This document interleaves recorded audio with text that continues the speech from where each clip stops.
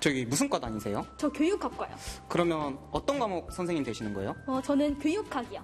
교육학이면 국어 교육 되시는 거예요? 아니요, 교육학이요. 교육학 그게 뭔데요? 과목이요. 안녕하세요. 저는 교육학과 2021년 학생회장 3학년 이지혜, 부학생회장 3학년 박준호입니다. 8학기 내에 무사히 졸업하고 싶은 3학년 양승아입니다. 교육학과 작년 학생회장 유튜브 스타 4학년 이호동입니다. 안녕하세요. 저는 CC 빼고 다 해본 텐션 담당 문화부 부장 3학년 구봉건입니다. 안녕하세요. 저는 낯가리는 인싸 문화부 차장 3학년 전예원입니다. 교육학과 관련된 모든 것을 배우는 학과라고 생각을 하시면 될 것 같은데요.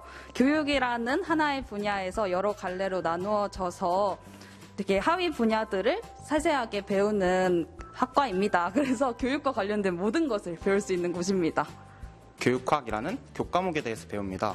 이외에도 청소년, 상담 심리, 그리고 기업 교육 등 다양한 분야에서 광범위하게 배우게 됩니다.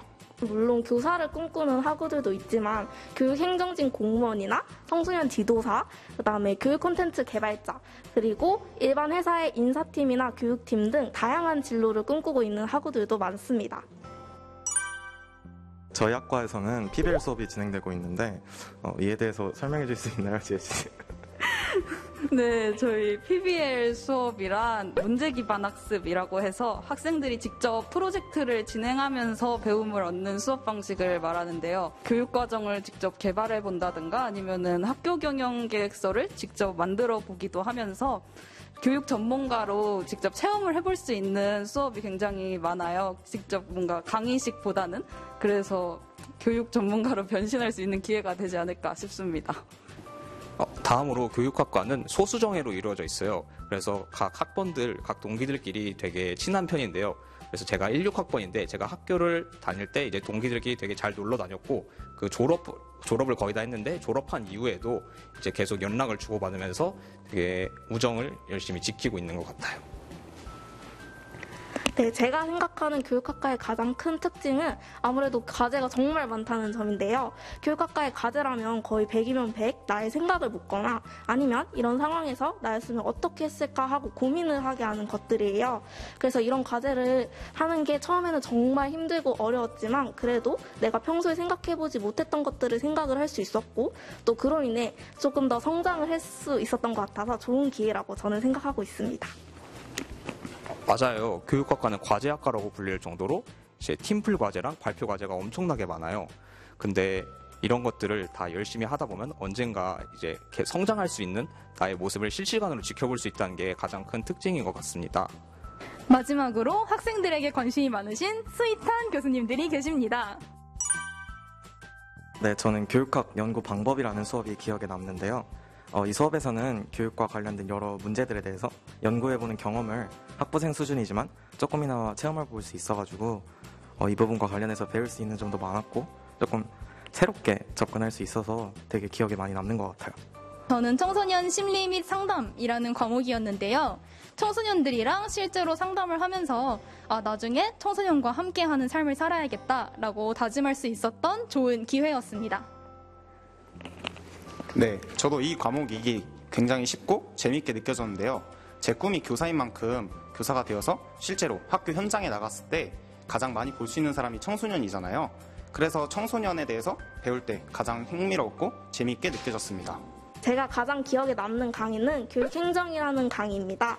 이 강의에서는 RCA라고 매주 어떤 주제에 대해 나의 생각을 적어야 하는 과제가 있는데요. 예를 들어서 교육재정에 대해서 배웠다고 치면 그 주에 RCA가 내가 만약 교감이라면, 중학교 교감이라면 학생들을 위해 어떤 방과 후 프로그램을 짤 것이고 어떻게 예산을 편성할 것인지 작성하라 라는 식의 과제였어요. 그래서 이런 것들이 아무래도 평소에 생각해보지 못했던 것들이잖아요.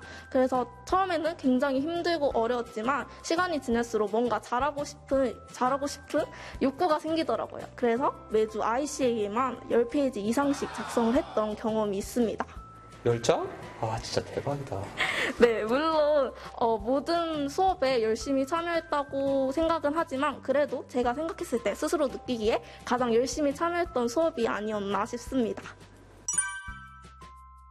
저의 교육관 같은 경우는 청소년들은 빈잔이고 교사는 빈잔을 채우는 존재라고 생각합니다. 교사가 그 빈잔을 어떻게 채우느냐에 따라서 청소년들이 달라진다고 생각합니다. 교육을 할 때 획일적인 교육보다는 학생들 개개인 특성에 맞는 교육을 진행하는 게 좋다고 생각을 합니다. 사람들은 모두 다 고유한 개별적 특성을 가지고 있기 때문에 무엇을 잘하는지 그리고 무엇을 좋아하는지에 맞는 교육을 진행하는 것이 가장 중요하다고 생각을 합니다. 네, 저는 교육관으로 이제 학생들에게 실질적인 도움이 될 수 있도록 노력하는 것이 필요하다고 생각하고요. 그게 교육 현장에서 발휘될 수 있도록 많이 노력하고자 합니다. 네, 저의 교육관은 모두에게는 잠재력이 있다. 다만 발굴이 되지 않았을 뿐입니다. 그래서 저는 청소년들의 잠재력을 발굴할 수 있는 그런 사람이 되고자 합니다. 교육학과에 오면은 무조건 선생님을 해야 된다라고 이렇게 생각하는 친구들이 많은데 사실 또 막상 무조건 다 선생님을 하진 않고 되게 다양한 분야로 나아가고 있죠. 네, 맞아요. 교육학과에 다닌다라고 하면은 선생님 할 거야? 라는 질문을 가장 많이 받는 것 같은데 사실 이제 물론 교과교육과랑 복수 전공을 해서 중등 교과 교사로 나아가는 친구들도 많긴 하지만 오히려 이제 뭐 청소년 분야라든가 아니면은 행정 분야라든가 혹은 교육 기업 취업 평생교육 등등 되게 많은 교육의 분야가 있고 그쪽으로 나아가고 싶어 하는 친구들이 굉장히 많기 때문에 무조건 교사를 꿈꾼다라는 것은 오해가 될 수도 있겠다라는 생각이 듭니다. 네, 그래가지고 이제 교육에는 관심이 많지만 교직을 희망하지 않는 친구들도 이제 교육학과에 많이 오면 되게 좋을 것 같아요. 저기 무슨 과 다니세요? 저 교육학과요. 그러면 어떤 과목 선생님 되시는 거예요? 저는 교육학이요. 교육학이면 국어 교육 되시는 거예요? 아니요, 교육학이요. 교육학 그게 뭔데요? 과목이요. 이게 이제 교육학 메비우스에 띄거든요. 그래서 이렇게 이제 제 주위에서도 제가 교육학과에 입학했다고 하면은 교육학에 대해서 모르시는 분들이 많더라고요. 교육학이라는 과목도 고등학교에서 배우는 정식 교양 교과목입니다.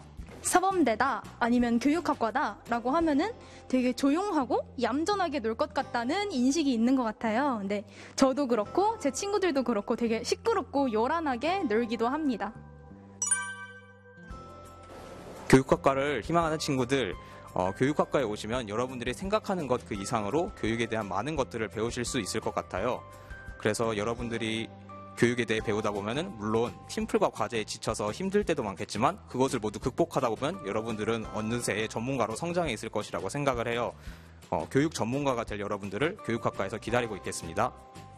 네, 교육이 앞으로 나아갈 방향에 대해서 이야기를 나눌 멋진 친구들 교육학과에서 꼭 만났으면 좋겠습니다.